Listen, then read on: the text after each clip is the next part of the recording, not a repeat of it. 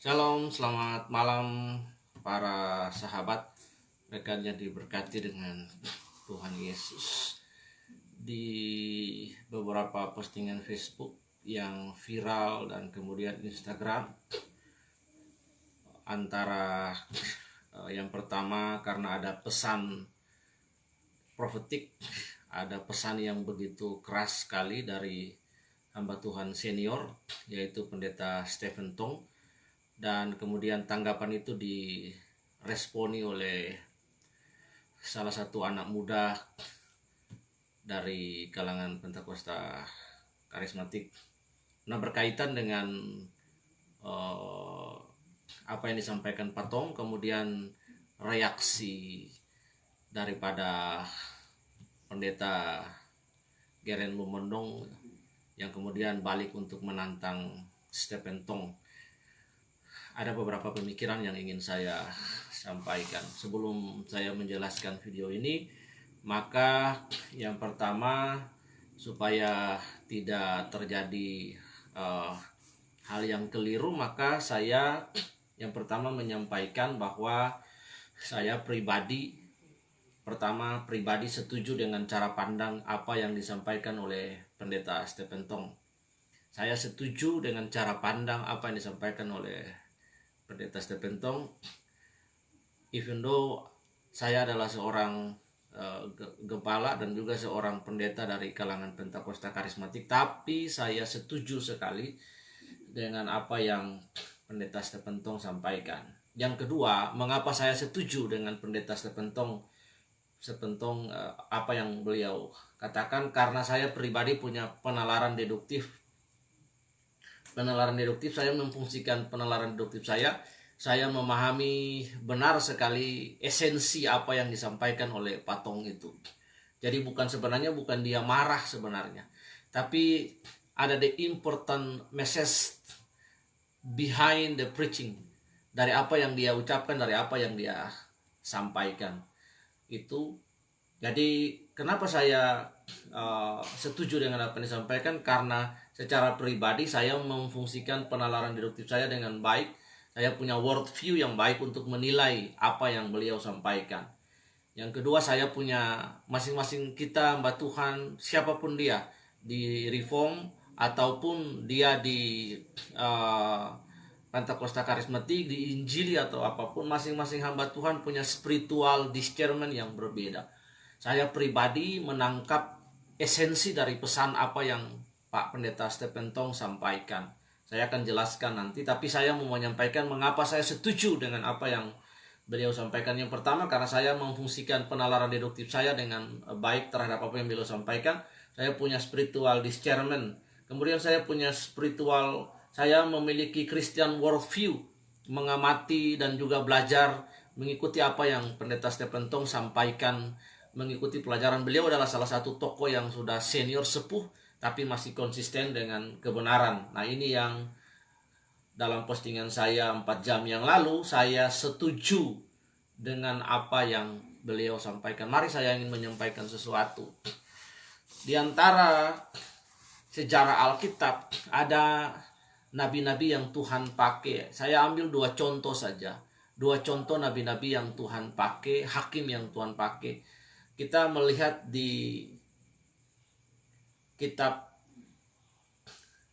Samuel itu hakim. Sebelum Samuel adalah hakim yang bernama Imam Eli.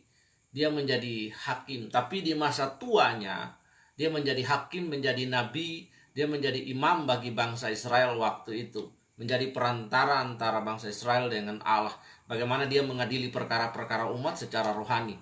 Tetapi seiring berjalan dengan waktu, ketidakkonsistensi itu terjadi pada perilaku yang dilakukan oleh Imam Eli ini. Kita melihat dalam masa tuanya Imam Eli tidak lagi konsisten terhadap kekudusan. Imam Eli tidak lagi konsisten terhadap kebenaran. Imam Eli tidak lagi konsisten kepada perkara-perkara yang rohani, mengakibatkan moralitas umum di Israel waktu itu moralnya rusak. Orang Israel tidak lagi menyembah Tuhan dengan baik, dengan benar, yang berakibatkan orang Israel yang pertama kalah dalam beberapa pertempuran dengan Filistin, dan kemudian moralitas rusak. Nah, disinilah teguran terjadi. Kedua anak Imam Eli juga berlaku amoral di dalam kemah pertemuan.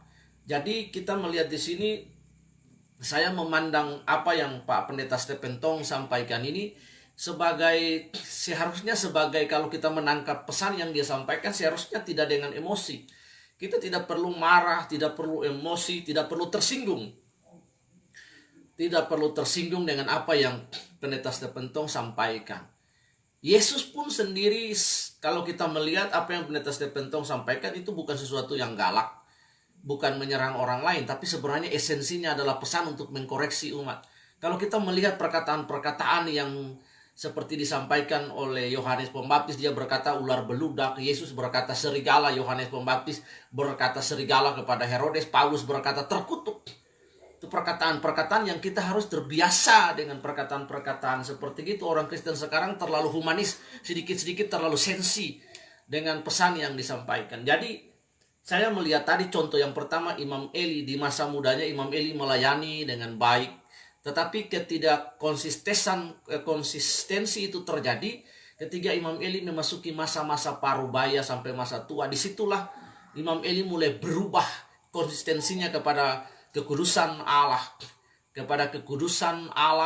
kepada moralitas penyembahan kepada Allah Israel itu di sini. Dan saya melihat apa yang ada pada Pendeta Stephen Tong ini, beliau tetap berdiri konsisten terhadap, mungkin banyak orang pro kontra dengan beliau, ada yang tidak setuju dengan pengajaran beliau, ada yang setuju, pro kontra, pro dan kontra, setuju dan tidak setuju, itu hal biasa, itu hal lumrah.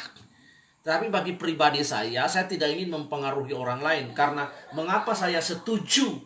Saya tidak ingin mempengaruhi orang lain dengan opini saya, dengan narasi saya, dengan diksi yang saya sampaikan. Tapi bagi pribadi saya di tengah-tengah situasi ini, yang pertama, bahwa saya setuju sekali dengan apa yang Pendeta Stephen Tong sampaikan. Karena saya pertama tadi sudah mengemukakan, saya punya alasan mengapa saya setuju. Karena alasan pertama, saya menggunakan logika saya, nalar saya memposisikan deduktif dengan baik. Kemudian saya punya spiritual discernment untuk menilai apa yang beliau sampaikan. Saya punya worldview yang baik. Jadi worldview saya yang baik itulah, yang pertama logika saya, spiritual discernment saya, dan kemudian Christian worldview untuk menilai apa yang Pendeta Stephen Tong sampaikan itu. Saya menangkapnya itu benar, dan itu realita, dan itu terjadi pada gereja masa kini. Nah, kita lihat. Jadi saya setuju sekali dengan apa yang beliau sampaikan. Contoh yang tadi saya sampaikan yaitu tentang Imam Eli tadi. Imam Eli tidak konsisten.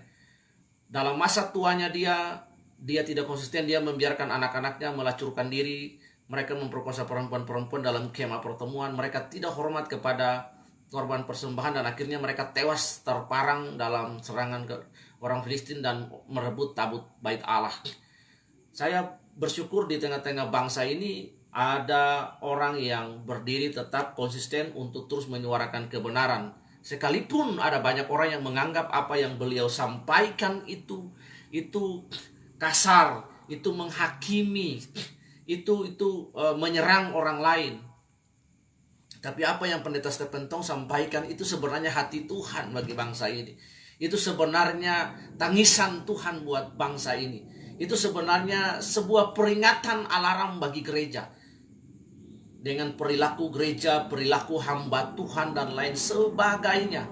Dan kita melihat itu. Kita tidak mempertahankan diri kita, tapi saya melihat dan bersyukur untuk apa yang Pendeta Stephen Tong sampaikan. Saya sendiri pun seorang hamba Tuhan dari kalangan Pentakosta Karismatik, tapi saya setuju sekali dengan apa yang Pendeta Stephen Tong sampaikan. Saya mengucap syukur di masa tuanya Pendeta Stephen Tong, di masa sepuhnya Pendeta Stephen Tong, beliau tidak inkonsisten, beliau tetap konsisten, beliau tetap menyampaikan kebenaran.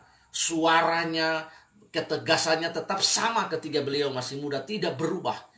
Nah, ini seorang yang luar biasa. Konsistensi itu dan integritas itulah yang menjadi suara apa yang beliau sampaikan itu didengar. Sekalipun banyak orang protes, banyak orang kontra, tapi saya sendiri mengatakan bahwa saya setuju dengan apa yang dia sampaikan. Yang kedua, kita melihat contoh yang kedua daripada Nabi Samuel. Bapak Ibu, kalau kita membaca kitab Nabi Samuel, kita menemukan di situ bagaimana Samuel menjadi seorang yang luar biasa, dipakai dan dipilih oleh Allah.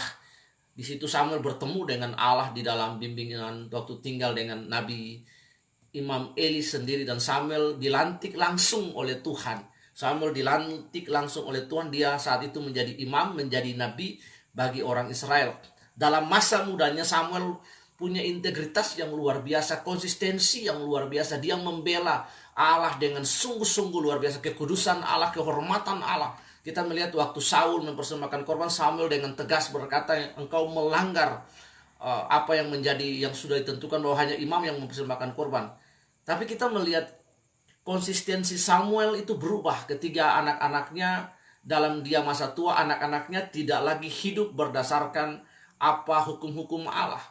Nah, saya melihat pendeta sampai hari ini di masa tuanya beliau tetap memiliki ketegasan, integritas, suara untuk mengkoreksi gereja, suara untuk mengkoreksi kebenaran. Itu seperti Yohanes Pembaptis, itu tidak berubah. Saya menaruh hormat kalau rekan-rekan bahkan Patong dapat melihat apa yang saya sampaikan ini. Saya menyampaikan terima kasih dan rasa hormat saya sebagai anak muda yang terus menyuarakan kebenaran jauh melampaui sekat-sekat denominasi dan organisasi dan doktrinal, bahkan penafsiran organisasi dan apapun. Karena kebenaran itu yang hakiki itu harus di atas sekat-sekat organisasi, harus di atas sekat-sekat denominasi sekalipun. Kita tidak membela denominasi, tapi kita membela suara kebenaran yang hari-hari ini ada di bangsa ini. Dan Patong sudah menyampaikan apa yang baik sekali, apa yang benar. Ini adalah suara nubuatan, ini adalah suara yang dibutuhkan oleh bangsa ini. Jadi itu adalah dua contoh. Dan saya melihat ada beberapa juga. Kalau kita melihat ada banyak pendeta-pendeta yang sudah memulai dengan ketegasan, tapi ketika di masa tua, bahkan di masa jayanya mereka melakukan sesuatu yang merusak sekali. Nah, jarang sekali ada pendeta yang sampai di masa tua tetap berdiri, menyuarakan kebenaran, menyampaikan kebenaran, tetap konsisten dengan pesan yang keras dan dengan moralitas yang hebat di hadapan Allah, kekudusan yang hebat di hadapan Allah. Berkaitan sekali dengan surat yang apa yang beliau sampaikan, dan ada seorang anak muda yang menyampaikan tanggapan. Saya mau berkata bahwa mari Brur pendeta, tangkaplah esensi dari pesan yang disampaikan oleh hamba Tuhan pendeta Tong. Jadi saya berharap supaya Brur tidak memiliki sindrom King Ahaz. Jadi apa yang Patong sampaikan itu mari tangkap dan kemudian menjadi pesan bagi kita. Tidak harus meresponi dengan sebuah tantangan, apalagi sebuah surat terbuka. Mari kita memiliki worldview yang baik terhadap pesan yang dia sampaikan, spiritual discernment yang baik. Kita melihat esensi dari pesan jauh melampaui kepentingan kita untuk membela organisasi dan membela denominasi. Tuhan tidak panggil kita untuk bela organisasi, Tuhan tidak panggil kita untuk bela denominasi, tapi Tuhan panggil kita untuk menyuarakan kebenaran. Dan kebenaran itu bukan kebenaran organisasi, kebenaran itu bukan kebenaran kongregasional, kebenaran itu bukan kebenaran denominasi, bukan penafsiran sekelompok orang, bukan kebenaran Pentakosta karismatik, bukan kebenaran reform, tapi kebenaran yang memerdekakan orang. Itulah sebabnya Yesus berkata dalam Yohanes 8 ayat 32, if you know about the truth shall make you free. Jika kamu mengenal kebenaran, kebenaran itu akan memerdekakan kamu. Kebenaran yang mana? Kebenaran versi Alkitab, kebenaran versi Kristus, bukan kebenaran versi organisasi. Akhirnya kita melakukan rekanter atas nama organisasi, akhirnya kita melakukan pembelaan atas nama organisasi, akhirnya kita melakukan tanggapan atas nama organisasi. Lalu kebenaran yang akhirnya terkungkung dalam sebuah box yang bernama organisasi, kebenaran sinodal, kebenaran kelompok, kebenaran Pentakosta karismatik, kebenaran reform, kebenaran Injil, dan kebenaran-kebenaran yang lain. Nah, mari tangkap apa yang beliau sampaikan. 10 dekade ini, 1 dekade, 10 tahun, bahkan 15 tahun belakangan, bangsa ini saya mengamati dalam kekristenan di Indonesia ini hampir mirip dengan Afrika. Akhirnya pengajaran-pengajaran yang selalu tidak berimbang, menekankan satu sisi dan melupakan sisi yang lain. Teologi kemakmuran merusak sekali tatanan kekristenan di bangsa ini. Mari kita melihat wabah virus corona ini menjadi sebuah alat bukti bagaimana pengajaran-pengajaran kemakmuran yang mengajak umat untuk kemakmuran tidak berfungsi di tengah-tengah virus wabah corona ini. Tapi bagaimana kebenaran yang memerdekakan orang, yang mengajak orang untuk terus berjuang di tengah-tengah kesulitan hidup, untuk terus mempercayai Allah bahwa mengikuti Yesus adalah keputusan. Nah, ini yang terjadi. Jadi mari, saya bersyukur sekali. Jadi sebagai seorang anak muda, saya menaruh rasa hormat saya kepada beliau. Terima kasih kepada hambanya Bapak Pendeta Stephen Tong. Terima kasih untuk apa yang disampaikan. Saya pribadi mengamini dan bersyukur untuk hal itu. Kalaupun saya bisa bertobat atas hal itu, saya bertobat. Tapi saya bukan seorang pendeta yang suka melakukan KKR. Pengajaran saya adalah pengajaran yang membawa umat untuk mengaku dan percaya bahwa Yesus Kristus adalah anak Allah yang hidup. Injil adalah kekuatan Allah yang menyelamatkan, dan kemudian membawa orang untuk terus merubah karakter menjadi serupa segambar dengan Tuhan. Tidak ada yang lain. Mungkin itu bukan bagian saya, tapi saya bersyukur dengan apa yang beliau sampaikan.